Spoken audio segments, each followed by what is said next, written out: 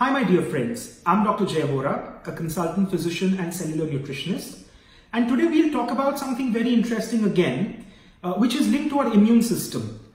Now, I'd like to share one particular information with you.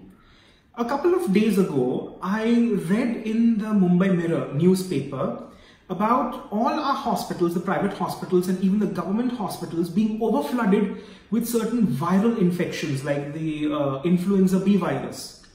Now, earlier on, if you have a look at how things were going on around 20-30 years ago, we would get a viral infection, you would have green tea, vitamin C, you take rest, etc. All right.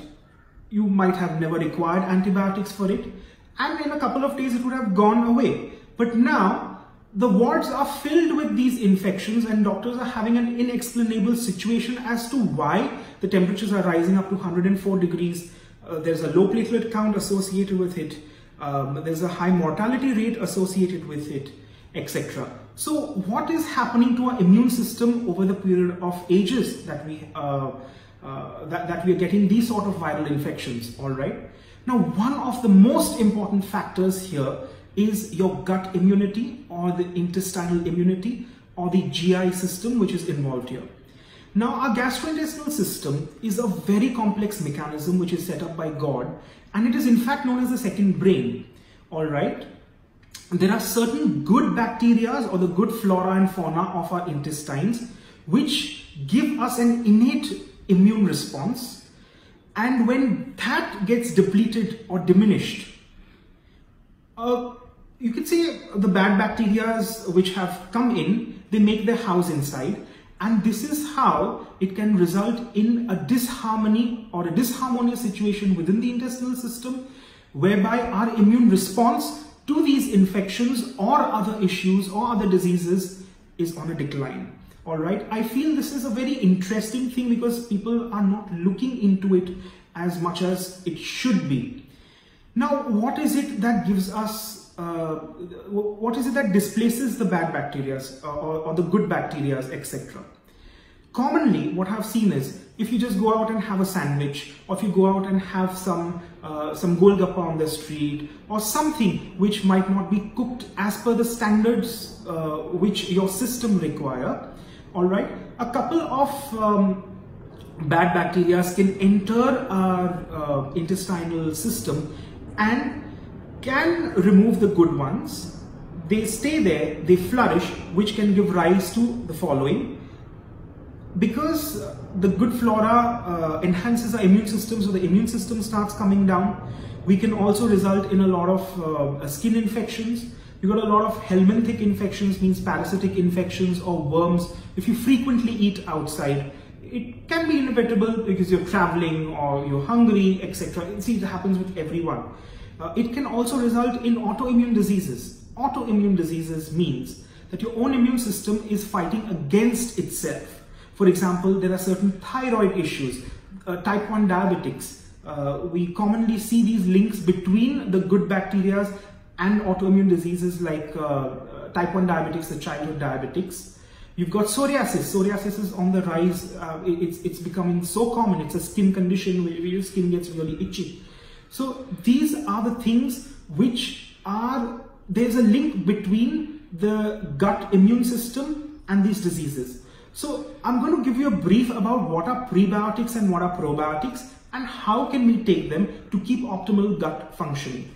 So let's have a look here. There is something known as prebiotics. Prebiotics are actually high fiber foods, all right, on which the probiotics will feed. So they could be garlic, onions, bananas, barley, which is jaw, oats. I prefer gluten-free oats, apples, cocoa. Yes, even cocoa is a prebiotic, flax seeds, etc.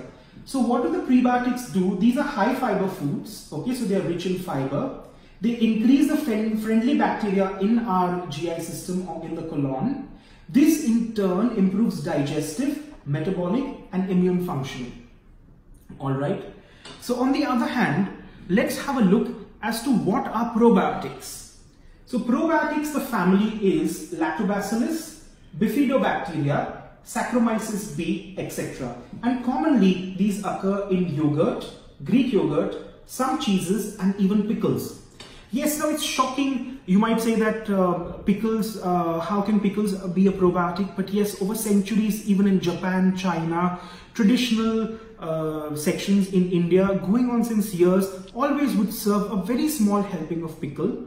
So now you have choices of having organic pickles, low salt pickles, low oil pickles, etc. So these also form a part of the probiotic group. All right. So this is how it goes, that if you keep your gut healthy, it's also linked to the mind. It's also linked to the mood functioning. It is also linked to anxiety issues, skin issues, several autoimmune issues. They can be calmed down. All right. So we get several prebiotic preparations and probiotic preparations. I'd advise the best would be to visit a consultant nutritionist of your choice or a doctor of your choice and talk to them if these could benefit you. All right. And always choose a combination which has a pre and probiotic, because prebiotics are food for the probiotics. So if you take only an isolated prebiotic, it wouldn't be good. If you take an isolated probiotic, it wouldn't be good. A mix of pre and probiotics is what maintains optimal gut health. And in turn, this will keep your immune system healthy. If your immune system is healthy, it can tackle major diseases like even cancer. It can tackle a lot of autoimmune diseases. It can tackle a lot of mood-related issues, etc., so on and so forth. So this was a little glimpse about how the good and the bad bacteria can create an impact in our gut.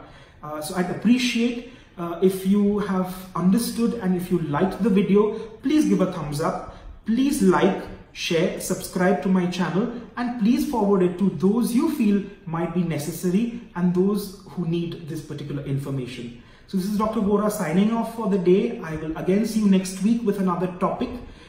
If there are certain topics which you'd like me to discuss upon, I'd be more than happy. My email is given on the page. My WhatsApp number is given on the page. You can kindly get in touch with me. All right. Thank you and have a very good day.